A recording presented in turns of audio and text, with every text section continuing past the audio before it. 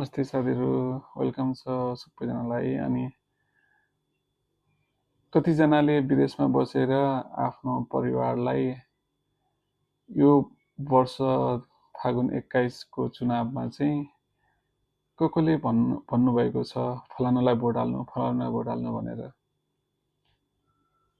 र हामीले पनि यहाँबाट आवाज उठाउनु पर्ने छ है। विदेशमा बसेर पनि यति काम गरौँ कि आफ्नो परिवारलाई जो भोट हाल्नको लागि योग्यको हुनुहुन्छ उहाँहरूलाई भनेर जसरी भए पनि फलानु व्यक्तिलाई भोट हाल्नुपर्छ आफ्नो ठाउँबाट है भनेर सबैजनाले अनुरोध गरौँ। र यदि परिवारले मान्नु नभने पनि कुराहरू हैन बुझौँ।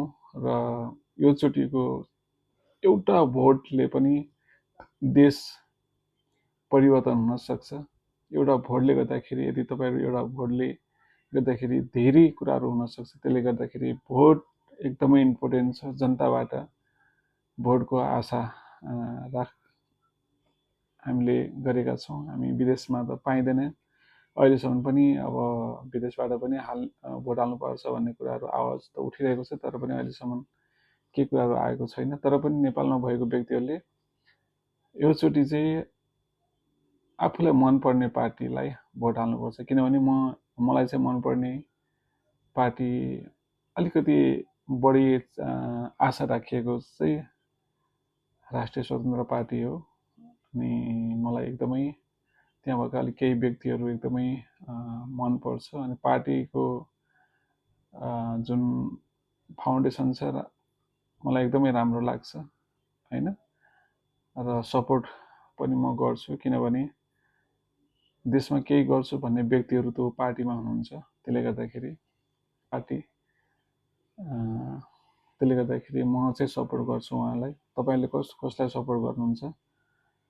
यदि परिवर्तन चाहनुहुन्छ भने एकचोटि राष्ट्रिय स्वतन्त्र पार्टीलाई भोट दिने कि सबैजनालाई मेरो अनुरोध छ कि आउने 1 वर्ष यो चोटि बहुमत दिउँ ताकि केही हुन सकोस्। किनभने पुराना पार्टीहरूले त गर्नु गरे नि।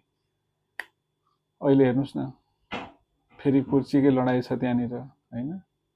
देशमा त्यो परिस्थिति के छ थाहा छैन, खाली कुर्सीको लडाई छ। कुर्सी बाहेक कुरा केही पनि छैन।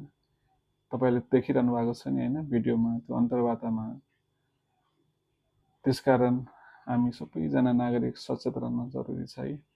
प्लिज सबैजनाले यो चोटिको भोट राष्ट्रिय स्वतन्त्र पार्टीलाई दिने कि मेरो अनुरोध पनि छ सबैजनाले।